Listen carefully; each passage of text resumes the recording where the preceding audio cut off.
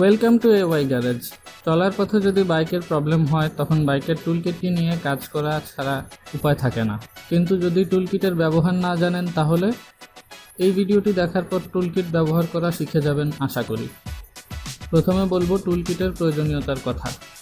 আমাদের বাইকে যে কোনো সময় সমস্যা হতে পারে, যেমন টায়ার পাংচার হতে পারে বা স্পার্ক প্লাগে ময়লা জমতে পারে অথবা চেইন অ্যাডজাস্ট করতে হতে পারে। পথের মাঝে যদি এমন কিছু হয় আর আশেপাশে কোনো মেকানিক গ্যারেজ না থাকে তখন বাইকের টুলকিটটাই শেষ ভরসা। তাই টুলকিট বাইকের সাথে রাখার ব্যাপারটা নিশ্চিত করতে হবে। সব বাইকের সাথে একটি টুলকিট দেয়া থাকে। আগে আমাদের জানতে হবে টুলকিটটা বাইকের কোথায় রাখা আছে। ওনার্স ম্যানুয়ালের সাহায্য নিতে পারেন এই ক্ষেত্রে। আমি পালসারের টুলকিটটা দেখাচ্ছি। সব বাইকের টুলকিট একেবারে সেম না হলেও কম বেশি কিছু টুলস কমন, অতএব এটার ব্যবহার দেখলে বাকিগুলোর ব্যাপারেও বুঝে যাবেন। এই টুলকিটে 5টি জিনিস আছে, যেমন একটি 14 আর 17 নম্বর নাট খোলার সকেট, এটার আরেক নাম স্পার্ক প্লাগ সকেট। তারপর আছে 22 আর 10 নম্বর নাট খোলার স্প্যানার। এরপরে আছে একটি এক্সটেনশন পাইপ, একটি 14 নম্বর নাট খোলার স্প্যানার এবং একটি স্টার স্ক্রুড্রাইভার। অন্যান্য বাইকের টুলকিটে ভিন্ন সাইজের স্প্যানার থাকতে পারে, কিছু কিছু টুলকিটে 2 ধরনের স্ক্রুড্রাইভারই দেওয়া থাকে।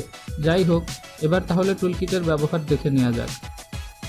এই ভিডিওটি করা হয়েছে শুধুমাত্র তথ্য দেওয়ার জন্য, তাই কিছু খুলে দেখাচ্ছি না। নাটের সাইজ অনুযায়ী টুল বেছে নিচ্ছি।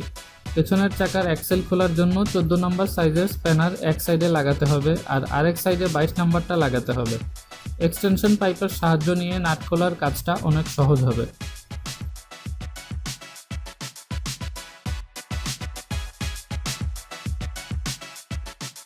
ড্রাম ব্রেক টাইট করার কাজটি 14 নম্বর সকেট দিয়ে হয়ে যাবে। ক্লকওয়াইজ ঘুরালে ব্রেক টাইট হবে আর অ্যান্টি ক্লকওয়াইজ ঘুরালে লুজ হবে। এবার এই সেম সকেটের আরেক সাইড দিয়ে স্পার্ক প্লাগ কীভাবে খুলতে হয় সেটা দেখাবো। স্পার্ক প্লাগের ক্যাপটি খুলে নিয়ে সকেটটি ভেতরে প্রবেশ করাতে হবে। এরপর স্ক্রুড্রাইভারের সাহায্যে সকেটটি অ্যান্টি ক্লকওয়াইজ ঘুরালে স্পার্ক প্লাগ লুজ হয়ে যাবে।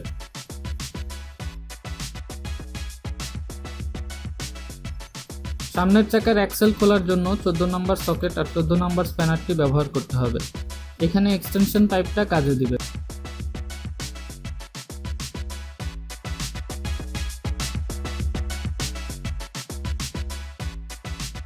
স্পার্ক প্লাগ খোলার সকেটটি দিয়ে অয়েল ড্রেন নাটটাও খোলা যাবে, কারণ এই বাইকে দুটার সাইজ সেম।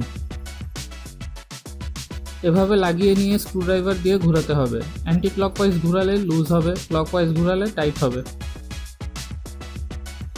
ড্রেন নাট খোলা বা লাগানোর বেলায় সতর্কতা অবলম্বন করুন। এই নাটটার থ্রেড কেটে গেলে কিন্তু অয়েল লিক করবে, আর বেশি জোরাজোরি করলে নাটের শেপ নষ্ট হয়ে যাবে।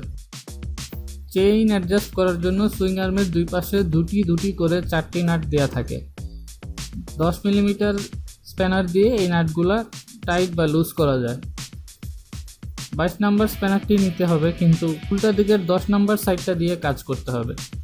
এই স্প্যানারটি দিয়ে 10 মিলিমিটারের নাট টাইট বা লুজ করা যাবে, তবে তার আগে চাকার অ্যাক্সেল নাটটি লুজ করে নিতে হবে। বাইকের টুলকিট ছাড়াও এরকম ছোট টুলকিট সাথে রাখা দরকার। এগুলা বাইকের সাথে রাখাটা সহজ, আর এটার ভিতর অনেক ধরনের টুলস আছে। যে কোনো সাইকেল অ্যাক্সেসরিজ শপেই পাওয়া যাবে এরকম টুলকিট।